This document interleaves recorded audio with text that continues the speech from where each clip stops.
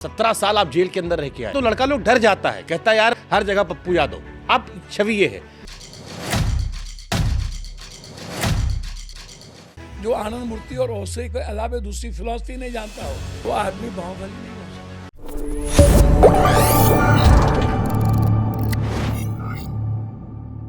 अब पप्पू यादव कहते हैं कि भैया किसी घर में कोई समस्या है तो मैं खड़ा हूं।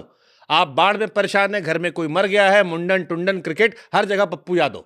आप छवि ये है। लेकिन पिछला वाला देखते तो लड़का लोग डर जाता है, कहता है यार 17 साल आप जेल के अंदर रह के आए। सर मैं वही बात आपसे कह रहा हूं। एक बात समझिए ना कि अंग्रेज के समय कितने लोग कितने साल जेल में रहे, नेहरू कितने रहे, कौन कितने रहे। हम जिस केस में थे उस केस में हम बड़ी हुए। सबूतों के अभाव में छोड़ा गया था। सर मैं तो वही कह रहा हूं, कोई सबूत नहीं। लोअर कोर्ट से परेशान किया गया।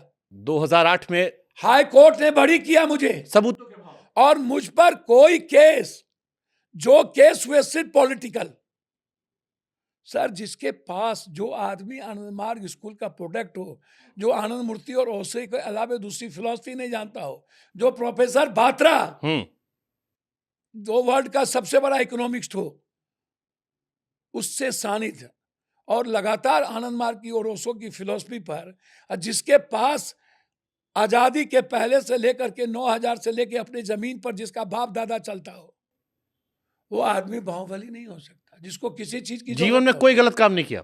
सर मैंने जिंदगी में सिर्फ देना जाना है, लेना नहीं जाना। ये तो आपका दुनिया जानती है कि आप देते हैं। वो तस्वीरें वायरल होती है कि आप पैसा देते हैं। आपको कोई आज तक कहा किसी ने कि आज तक मैं पप्पू यादव ने किसी से मदद मांगी और हमने मदद की? हमने खबर पढ़ी है। आप दिखा दो। खबर पढ़ी है कि पटना में फर्नीचर बनाने वाले ने कहा कि रंगदारी मांगी गई। सर आज तक यदि वो खबर यदि जिंदगी में हो जाए तो मैं राजनीति से संन्यास ले लूंगा। तो क्यों इल्जाम लगे आप पर? सर मुझ पर आज तक लगा ही नहीं। आप लालू यादव जी के परिवार के बारे में बोल रहे हो। नहीं आप पप्पू यादव हो ही नहीं सकता। अखबारों में आप सर यदि आप दिखा दोगे ना। मैं आपको दिखा दे रहा हूं अभी। हाँ अभी दिखा दो। मैं आपको अभी दिखा, चैलेंज है आपको। मैं आपको दिखा दे रहा हूँ। दिखा दो। पप्पू यादव पर रंगदारी कितनी अखबारों में खबरें पहुंच। सर मैं कह रहा हूँ दिखा दो। आप पटना की बात कर रहे हो। पप्पू यादव जी पर रंगदारी मांगने खबरें में आपको सर ये मैं कह रहा हूँ पटना की बात कर रहे हो। अब अरे रंगदारी पटना मांगी सर बिहार में कहीं मांगी अभी ये अभी 24 के बाद ये देखिए इधर देखिए। फिर वही बात मैं क्या कह रहा हूँ। देखिए ये अभी जो चुनाव जीते हैं ना। हाँ। अभी जो चुनाव जीते हैं ना। हाँ। एक फर्जी केस किया गया था जिसको उल्टा जेल भेज दिया गया। हाँ मतलब मामले आए हैं। फिर मैं कह रहा हूँ उसको भेज दिया गया जेल। वो केस फॉल्स निकला। आपने जीवन में कभी रंगदारी नहीं मांगी? सर जिसको पैसे की कमी नहीं वो रंगदारी मांगे। ठीक बात। जो दुनिया को पैसा डेली 4 लाख 5 लाख मांगे वो रंगदारी मांगे। 9000 एकड़ जमीन आपने कहा मेरे पास थी, 9000 बीघा जिसको मैंने बांटा, 100 बीघा बची। 100 बीघा भी नहीं 80-90 होगा। तो घर वाले डांटे नहीं? कितना सर हमने नहीं बांटा। इतना जमाए थे सर जो हमने नहीं डांटा। हाँ सर कुछ सीलिंग में गए, कुछ अंग्रेज के समय अंग्रेजों को मारा गया हमारे सरदादा दादा के द्वारा। हम लोग वहां छोड़ के कामत मधेपुरा आए, बांका और भरको से हम मथुरा से गए। आप कितना बांटे हैं?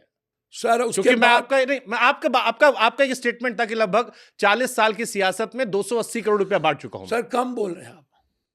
हर दिन को 5 लाख रुपया जोड़ लो मत मिनिमम। तो इतना पैसा कमाते कहां से हैं भैया? इतना पैसा देता है कोई? हम लूट के लाते हैं, भर देते हैं। आपको क्या दिक्कत? जैसे हमने प्रशांत जी से पूछा, हमने कहा इतना पैसा कहां लाते हो? वो कहे चुनाव जिताए थे, वो हमको दे देता है। प्रशांत देखिए आप एक गैमलर का नाम मत लीजिए। अच्छा ठीक है, हम आपसे पूछ रहे हैं, इसलिए हम आपसे पूछ ले सीधे। देखिए पढ़े लिखे डकैत का नाम मत लीजिए। ठीक है आपका नाम लेते हैं। आप इतने जानिए वो तो कहीं बांटा नहीं ना, हम तो बांट रहे हैं ना। तो इसे तो रॉबिन हुड कहते हैं सर। भैया मेरे, हम कह रहे हैं कि हम बांट रहे हैं तो हम रॉबिन हुड के लिए तो बांट नहीं रहे हैं। यदि पप्पू यादव यहाँ पर सेवा आश्रम खोला हुआ है दिल्ली में, और पूरे खुर्दा में, पूर्णिया में, पटना में, सब जगह हमको 4 स्टाफ है। मेडिकल सिस्टम के लिए हम एक गाड़ी, एक एम्बुलेंस हम दिए हुए हैं, और पूरे बिहार और देश के गरीबों की पैसे भी, उसका इलाज भी, उसको पैसे भी हम दे रहे हैं। जनता के सेवक तो है ना आप? नहीं है, हम इंसानियत के सेवक। चलो इंसानियत के सेवक। वो मैं अपने लिए, मैं अपने पीस लाइफ के लिए। मैं वो नहीं करूंगा तो मैं मर जाऊंगा। पैसा नहीं बांटेंगे तो? यदि मैं लोगों की मदद नहीं करूंगा और आंसू नहीं पोंछा तो मैं उस दिन मुझे पॉलिटिक्स छोड़ दूंगा, मुझे राजनीति नहीं करने आएगी। मैं नहीं करूंगा। तो ये बहुत अच्छा काम है, इसमें कोई बुराई नहीं, काम अच्छा है। लेकिन फिर इसमें एक सवाल सर मन में आता है, देखो ये सवाल अब आप पब्लिक लाइफ में आप हो, बोलिए ना। और आपसे पूछेंगे इतना पैसा पाते कहां से हो? सर एक बात बोलो, 300 करोड़ रुपया बांट दिया आप, अब कुछ तो सोर्स होगा ना आमदनी अच्छा का। कोरोना में यदि पैसा नहीं था तो हम अपने ऑफिस के पीछे में 90 कट्ठा जमीन 5 करोड़ में बेच दी है, वो तो बेचे है, रजिस्टर्ड है। बाढ़ में पैसे नहीं था तो हम 5 बीघा जमीन पूर्णिया का जो अपने पत्नी से चोरा करके चुपचाप बेच दिए, 3 करोड़ रुपया बाढ़ में दे दिए, क्योंकि खाने के लिए मेरे पास पैसे नहीं थे, खाना खिलाने के लिए मेरे पास पैसे नहीं थे।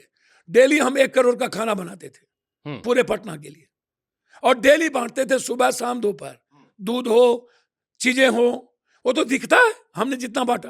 उसकी तारीफ भी होती है। अब आप लड़का लोग लिखता है सोशल मीडिया अब पे। आप आइए अमेरिका में, हमारी बुआ के पास, हाँ। हमारी बहन है जिसके पास 100 कॉलेज है, हाँ। फर्रुखाबाद में एक ही बहन है। कहां पर कॉलेज है? फर्रुखाबाद उत्तर प्रदेश। अच्छा, यहाँ पे जी हाँ, अमेरिका वाली बुआ का। नहीं, मेरी बहन, मेरी बुआ जो हुई फादर की बहन, वहां पर वो 1 to 10 में आता है, लैंडलॉर्ड में, इकोनॉमी में। ठीक। इस तरह हमारे घर, खानदान, परिवार सभी लोग मदद करते हैं, हमारे दोस्त मदद करते हैं। सब कहता है कि इसको रखना नहीं है, इसको दो, इसकी मदद करो। हमारी बहन अभी चुनाव में है, यदि मदद नहीं करती तो मेरे पास पैसा नहीं था। 80 लाख रुपया हमारी बहन बूथ पे दी।